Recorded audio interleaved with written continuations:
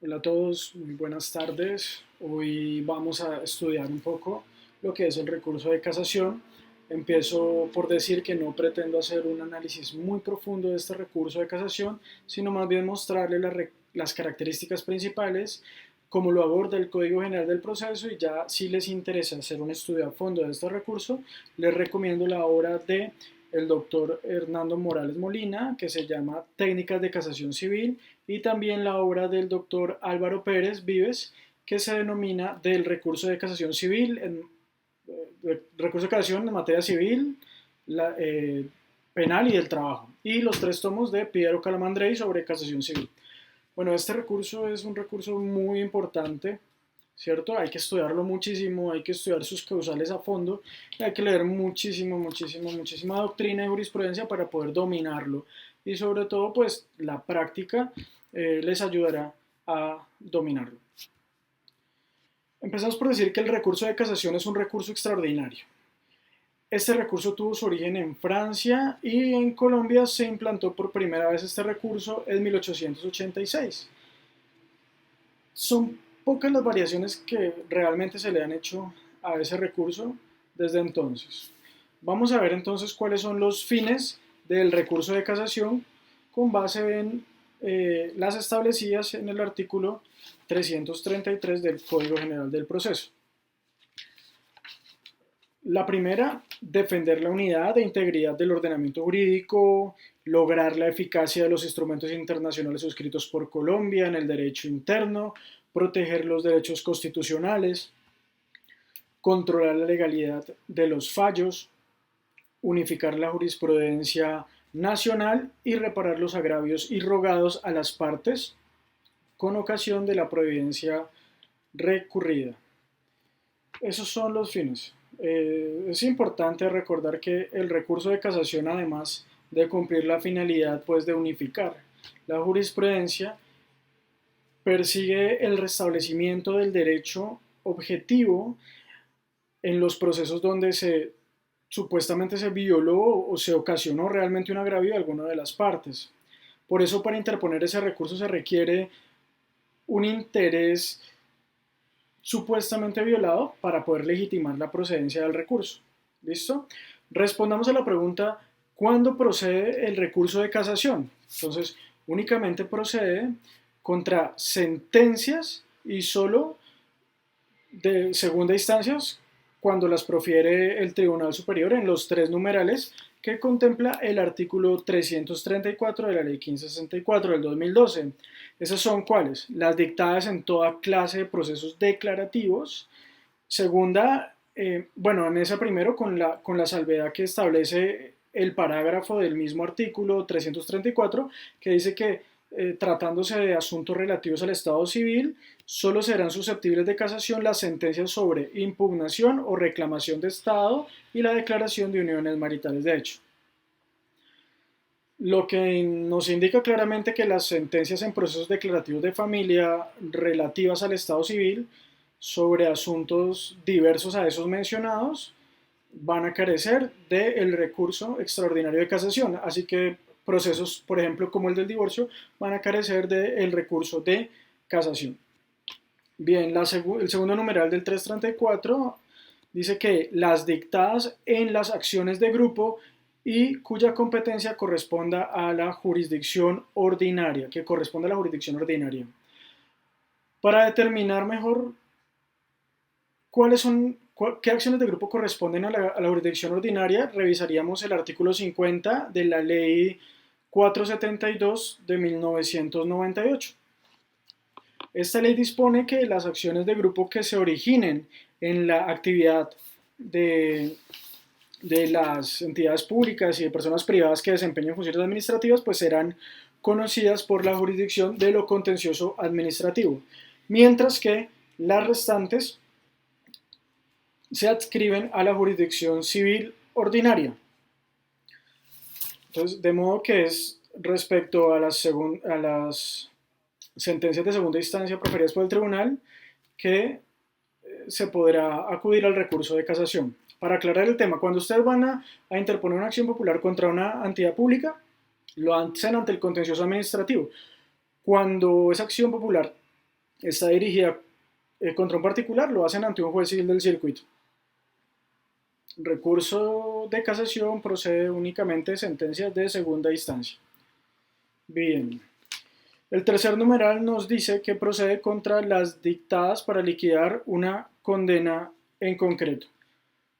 Cuando se dicta una sentencia en abstracto, los trámites para determinar ese valor culminan mediante una sentencia. Entonces, ante esa sentencia procederá el recurso de casación.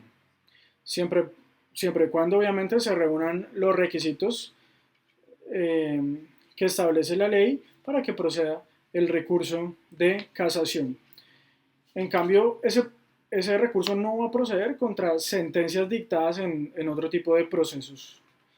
Por ejemplo, procesos ejecutivos no va a haber casación, en procesos liquidatorios no va a haber casación. Esos procesos no van a tener recursos de casación.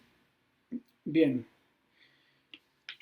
¿Cuál es la oportunidad que tenemos para interponer el recurso de casación? Bien, si la sentencia es proferida en audiencia, el recurso se podrá interponer en el acto de la notificación de la sentencia, es decir, en la misma audiencia, ¿sí? O también dentro de los 5 días siguientes, dice el 337, a la notificación de la sentencia. Sin embargo, hay que tener en cuenta que si se pidió oportunamente una adición o una corrección o una aclaración de la sentencia, o pues si esto se hace por oficio, ¿cierto? Por el tribunal, el término se va a contar, esos términos de 5 días se van a contar desde el día siguiente al de la notificación de la providencia respectiva. ¿Listo?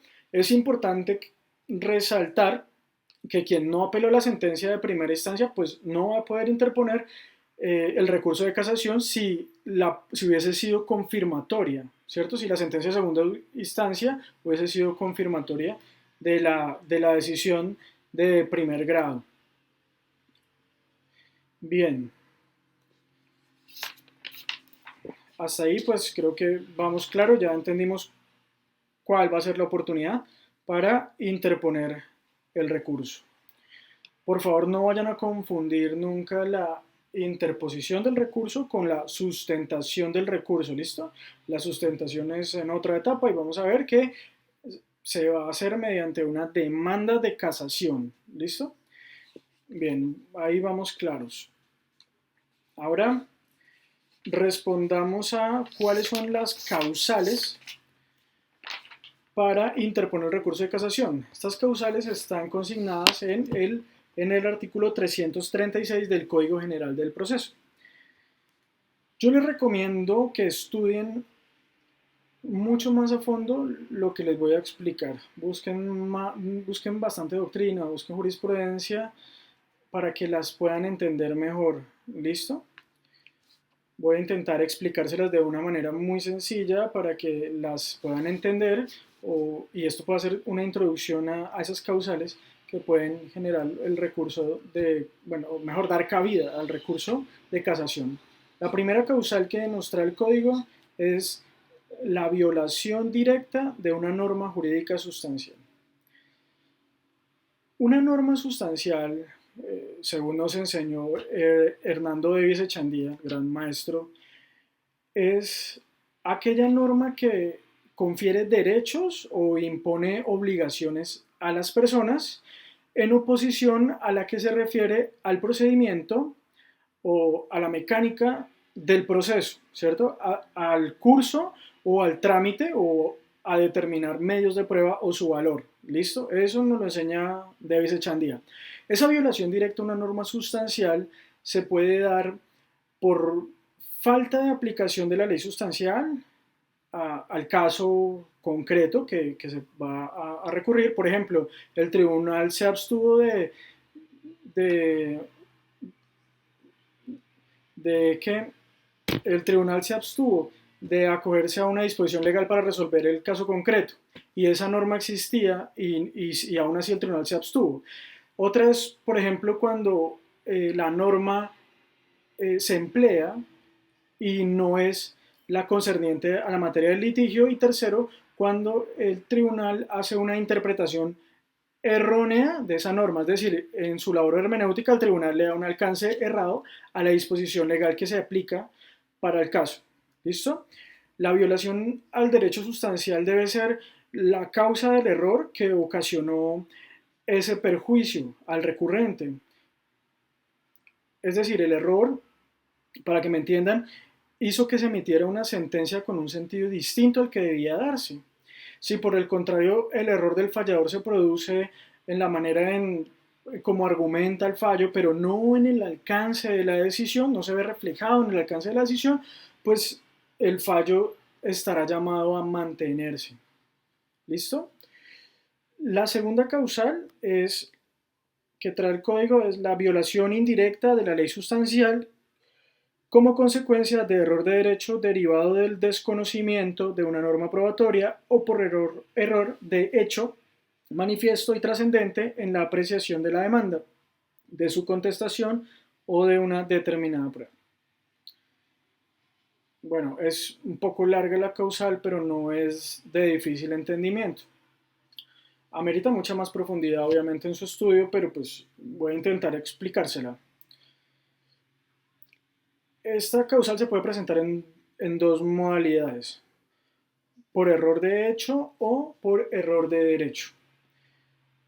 También es del caso advertirles que esta causal nunca va a poder darse por interpretación errónea de la ley, es decir, únicamente se podrá llegar a esta causal por falta de aplicación o por aplicación indebida de la norma, ya que es imposible hablar de violación indirecta de una ley por interpretación errónea. Esto no sería lógico. El error de hecho se entiende en cuanto a que el fallador dé por probado un hecho partiendo de pruebas que no existen en el proceso o que estime que no está acreditado determinado hecho ignorando la existencia de una prueba apta, que sea apta para demostrarlo. Entonces podemos decir que el error de hecho consiste en una indebida apreciación sobre la existencia física de la prueba. Bien, porque se tiene en cuenta sin haber sido aportada al proceso o porque se le desconoce estando la prueba dentro del proceso. ¿Listo? Ejemplo, se declara la existencia de una compraventa teniendo en cuenta una escritura pública. Vamos a revisar el proceso y no existía dentro del proceso de escritura pública de la que están hablando y el tribunal se fundamentó en esa escritura. Entonces ahí podemos ver que esa prueba no existía. O bueno, por el contrario, que se declara el contrato de compraventa toda vez que el juez dice y el tribunal sostiene que no se declara esa compraventa, pues no existe prueba de la escritura pública. Y demostramos en el plenario que sí habíamos aportado la escritura pública y esa escritura era la prueba. Entonces, digamos que ahí podemos mirar el ejemplo más claro en cuando se dicta un fallo sin tener en cuenta una prueba o cuando se dicta un fallo eh, cuando la prueba no existe. ¿Listo? Es importante que advirtamos que el error de hecho o de derecho para fundamentar el cargo de casación se requiere que ese error haya sido o haya tenido como consecuencia la violación de la ley sustancial, ¿cierto? Es por eso que el recurrente, es decir, quien interpone el recurso en casación, va a tener que decir cuáles son las disposiciones sustanciales violadas, ¿cierto? Con el error que alega en su error de hecho, ¿cierto? O de derecho. Y esos errores tienen que tener una repercusión directa en la parte resolutiva del fallo. No podemos sostener cuando se alega la infracción indirecta a la ley el error de hecho y a la vez sostener el error de derecho, porque pues son incompatibles. Es decir, o se da el error de hecho o se da el error de derecho, pero no se van a poder dar los dos referidos a una misma prueba. Ejemplo, vamos a alegar que una prueba no existía, pues no vamos a poder argumentar que esa prueba fue valorada cuando no debía haber sido valorada. No sería lógico. Bien, para concluir, el error de hecho y de derecho pues son incompatibles frente a la misma prueba, que el error de hecho y de derecho deben alegarse expresamente, que los errores deben ser esenciales y determinantes dentro de el sentido de la sentencia recurrida y que deben ser violatorios de norma sustancial. ¿Listo? Bien, la tercera causal de casación que trae el 336 dice no estar la sentencia en consonancia con los hechos, con las pretensiones de la demanda o con las excepciones propuestas por el demandado o que el juez ha debido reconocer de oficio. Bien, esta causal se refiere a cuando la sentencia es incongruente. Ya vimos que no puede existir en materia civil sentencias ultrapetita, extrapetita, con sus excepciones y tampoco las que se originen en causa distinta a lo pedido. ¿Listo? Repito, salvo algunas excepciones que creo que ya les he mencionado. Si la sentencia viola esa regla de congruencia, pues tendrá el recurrente que demostrar la discordancia existente para que proceda la causal. Pensemos en el evento en que el juez declare probada de oficio la excepción de prescripción. Ya todos sabemos que la ley prohíbe al juez declarar, la ley civil, las excepciones de prescripción, compensación y nulidad relativa. Entonces, si lo hace, si lo hiciere, violaría la regla de congruencia y procedería a la causal tercera de casación. Si se proponen esas excepciones de prescripción, compensación o nulidad relativa y el juez en su sentencia omite pronunciarse sobre ellas, también va a violar la regla de congruencia, ya que el juez está obligado a pronunciarse sobre ellas. Bastaría entonces para estructurar esa causal tercera de casación la demostración de el exceso por acción u omisión en que ocurrió el fallador sin que sea necesario señalar como violado alguna norma del derecho sustancial. La causal cuarta dice que contener la sentencia de decisiones que hagan más gravosa la situación del apelante único. Esto se da en virtud del principio de no reformatio impeius, que impide hacer más gravosa la situación del apelante único. Si se viola, pues se va a poder recurrir en casación por medio de esta causal y bastará para que el cargo prospere demostrarle a la Corte que se hizo realmente más gravosa la situación. ¿Respecto de qué? Respecto de la cantidad o de la calidad de la decisión recurrida. La quinta causal es la de haberse dictado sentencia en un juicio viciado de alguna de las causales de nulidad consagradas en la ley, a menos que tales vicios hubiesen sido saneados.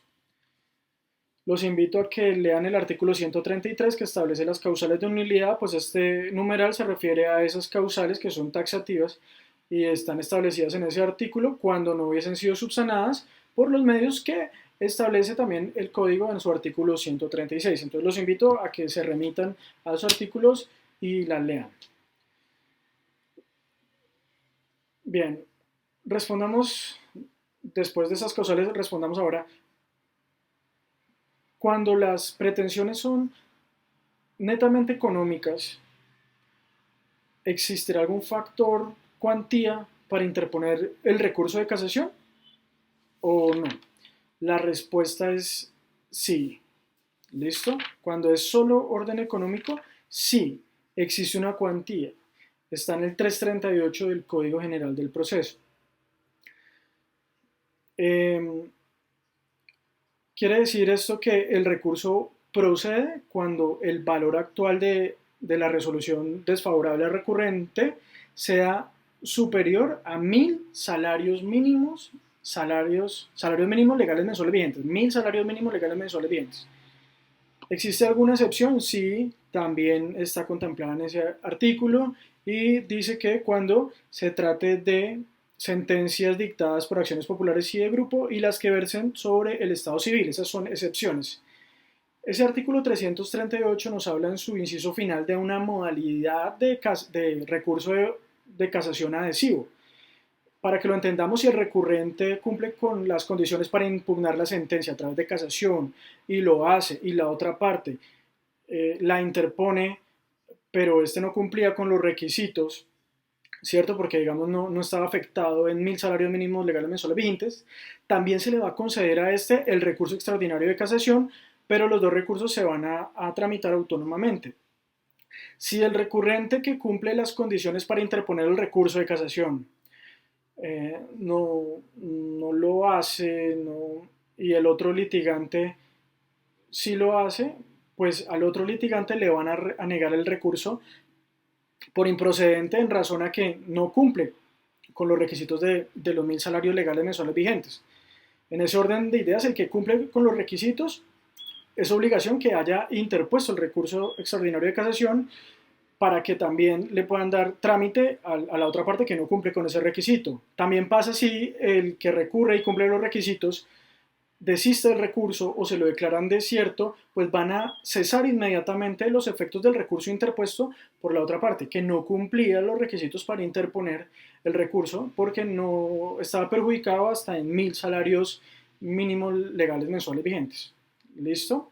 Hay una sentencia, la sentencia C 213 del 2017 abordó el tema de la cuantía referente a, al recurso de casación, declaró exequible la expresión a que sea superior a 1.000 salarios mínimos legales mensuales vigentes. Bueno, lo que les quería explicar de aquí de la cuantía es algo muy importante, es que la cuantía para recurrir en casación es determinada por el monto del perjuicio que la sentencia produce a cada una de las partes, es decir, se establece en consecuencia en forma diferente. ¿Listo?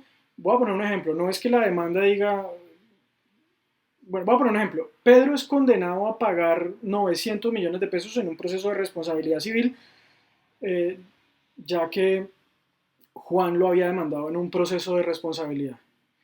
Lo condenan entonces a Pedro a pagar 900 millones y Juan en su demanda pedía que le reconocieran 950 millones. Es decir, el perjuicio actual de Juan que le causa la sentencia, es decir, lo que no le reconocieron a Juan, asciende solo a 50 millones de pesos.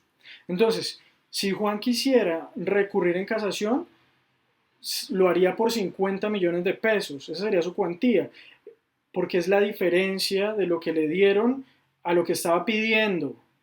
¿Listo? Entonces, ¿puede Juan recurrir? No va a poder porque no se va a cumplir el requisito. No se trata de que él haya pedido 950 millones, sino de que no le dieron 50 millones de pesos y él pedía 950 y le dieron 900. Entonces no podrá recurrir en casación. En cambio, Pedro, que fue condenado a pagar 900 millones, pues sí va a cumplir con el requisito para acudir a casación, pues su perjuicio es claramente de 900 millones de pesos. Entonces, él sí cumple con el requisito, mientras que Juan, en este ejemplo, no lo cumple porque le otorgaron 900 y pedía 950. Su perjuicio derivado de la sentencia es de 50 millones. En caso de que llegue a existir una duda en la determinación de la cuantía, dice el código, para recurrir en casación, el recurrente podrá aportar dictamen pericial para que este sea el que determine la cuantía. El artículo 340 nos dice que si el artículo reúne los requisitos legales, el magistrado sustanciador, por auto que no admite recurso, ordenará el envío del expediente a la Corte una vez ejecutoriado el auto que lo otorgue y expedida las copias necesarias para el cumplimiento de la sentencia si fuera el caso. ¿Listo? Ahora vamos a pasar a ver en qué efectos se concede el recurso de casación. Como regla general, bueno, esto va en el artículo 341, como regla general el recurso de casación se otorga en el efecto devolutivo. ¿Listo? Es decir, que no va a impedir la concesión del recurso que la sentencia proferida se cumpla, pero existen unos casos excepcionales en los cuales el recurso de casación se otorga en efecto suspensivo. ¿Listo? Por regla general, entonces ya sabemos que lo otorgan en efecto devolutivo. Y excepcionalmente lo otorgan en efecto eh, suspensivo. ¿Cuándo se hace entonces en efecto suspensivo? Primero, cuando verse sobre estado civil de personas exclusivamente. En este evento se suspende la ejecución del fallo. Ejemplo, el Tribunal Superior del Distrito Judicial de Bucaramanga, mediante sentencia, hace la declaratoria de hijo extramatrimonial. ¿Eso qué quiere decir? Que no se podrá ejercer los derechos derivados de este nuevo estado civil hasta tanto no se decida la casación. Bien, frente al fallo del tribunal se interpuso recurso de casación, fue admitido y hasta tanto no se decida, no se podrán ejercer los derechos derivados de ese estado civil. Bien. 2. Cuando se trate de sentencias meramente declarativas. Podemos usar el mismo ejemplo anterior. O sea, simplemente se quería declarar algo. Ahí en ese evento no se puede cumplir el fallo hasta que no se decida la casación. Y tercera excepción, cuando la sentencia perjudica a ambas partes y es recurrida por las dos partes. ¿Bien? Es decir, la decisión perjudica a las dos partes y las dos partes interponen el recurso de casación. Ejemplo, Pedro es condenado a pagar en un proceso de responsabilidad contractual la suma de 2.000 millones de pesos. 2.000 millones de pesos. Evidentemente Juan va a recurrir en casación si no está de acuerdo con el fallo, porque pues está perjudicado en 2.000 millones, eso supera los 1.000 salarios mínimos legales mensuales vigentes, pero Pedro en su demanda había solicitado que lo condenaran en 3.000 millones de pesos. Entonces Pedro en ese caso se siente afectado en 1.000 millones de pesos, porque le reconocieron 2.000. Entonces en ese caso interponen el recurso los dos, tanto Juan como Pedro pueden recurrir en casación y ahí el fallo pues se va a dar en efecto suspensivo hasta que no se decida el recurso de casación, es decir, no se va a ejecutar ese fallo hasta que no se decida el recurso de casación. Y cuarto, cuando en el término para la interposición del recurso de casación, es decir, cuando el recurrente solicite la no ejecución de la sentencia. En ese caso, el recurrente deberá prestar una caución que será señalada por el tribunal y esa caución es para poder garantizar el pago de los perjuicios de la suspensión de los efectos de la sentencia, ¿cierto? Si llegan a causar perjuicios, pues se van a tramitar, bueno, se va a afectar la póliza pues para que le paguen los perjuicios. Tengamos en cuenta entonces que el trámite a partir de la interposición del recurso eh, se, se puede declarar inadmisible o desierto en los siguientes casos. El primer caso para determinar si se puede declarar inadmisible o desierto el recurso es cuando la ejecución de la sentencia no se suspende y no se suministra lo necesario para las copias dentro de los 3 días siguientes a la notificación del auto que concede el recurso. El segundo, cuando se solicita la suspensión del cumplimiento de la sentencia y no se presta caución. Tercero, cuando no se presenta la demanda de casación dentro del término legal de 30 días, también se declara desierto el recurso y van a condenar en costas al recurrente. Y cuarto, cuando la demanda de casación no reúne los requisitos de la demanda, se declara inadmisible el recurso de casación. Posteriormente a que interponemos el recurso de casación, la Corte Suprema de Justicia entrará a determinar si lo admite o si no lo admite. Si lo inadmite, lo va a hacer mediante auto y frente a ese auto no procede. No, mentira. Frente a este auto se va a poder interponer es el recurso de reposición, ¿cierto? No va a poder inadmitirlo únicamente en razón a la cuantía. Admitir el recurso. ¿Listo? Una vez que ya la Corte admite el recurso mediante auto, la Corte va a ordenar el traslado común por el término de 30 días para que los recurrentes presenten las demandas de casación. 30 días. Si no se presentan las demandas de casación en ese término, las van a declarar desiertas. Es decir, primero se admiten y después se le corre traslado a los recurrentes, al recurrente para que presente demanda de casación. Vean ustedes como ahora estamos hablando de una demanda. Esa demanda de casación tiene que cumplir unos requisitos que son diferentes a los requisitos, no son los mismos del artículo 82 que ya hemos visto, sino los requisitos que contempla el artículo 344 del Código General del Proceso. Resumiéndolos, es designación de las partes, síntesis del proceso, la síntesis de las pretensiones, síntesis de los hechos materia del litigio, la formulación por separado de los cargos contra la sentencia que se está recurriendo, con exposición de fundamentos, claro, en forma clara, precisa, completa, y con sujeción a las reglas que contiene el código, que son básicamente, tratándose de violación directa, el cargo se circunscribirá a la cuestión jurídica sin comprender ni extenderse a la materia probatoria. En caso de la acusación se haga por violación indirecta, no podrá plantearse aspectos fácticos que no fueron debatidos en las instancias. Cuando se trate de error de derecho, se indicará las normas probatorias que se consideren violadas. Y ya, los invito a leer el artículo. También, bueno, contempla dos literales. El literal B dice que los cargos por los cuales tercera y cuarta no podrán recaer sobre apreciaciones probatorias, y consagra unos parágrafos. Deben leerlo y analizarlo muy bien para que puedan determinar bien cuáles son los requisitos que debe tener esta demanda de casación. ¿Listo? Pero le recargo, es muy importante que estudien cuando las causales, cuando realmente, por ejemplo, se viola una norma de derecho sustancial, se interpreta indebidamente una norma. Eso realmente es súper importante. Bueno, listo. Si la demanda es inadmitida, si la demanda de casación es inadmitida por la Corte, pues ese auto no va a ser susceptible de recurso alguno. ¿Listo? O sea, si la demanda, ¿listo?, no es admitida, va a sacar un auto que no va a ser susceptible de recurso. Y si es admitida, va a dar traslado a la Corte para que, de esa demanda, para que los que no estén de acuerdo, pues puedan hacer una réplica contra la demanda de casación, y ya después de transcurridos esos 15 días, pues ya será un magistrado el que va a proyectar la sentencia de casación. Y lo que contempla la sentencia de casación está establecido en el artículo 349. Ahí se establece cómo deberá ser la sentencia de casación. Miremos, una vez elaborado el proyecto de sentencia, la sala podrá fijar audiencia si lo considera necesario. En esa audiencia va a poder la Corte interrogar a los abogados, así lo dice la norma, sobre los fundamentos de la acusación contra la sentencia. Pero eso no siempre se va a hacer audiencia, es solo si la Corte lo considera necesario.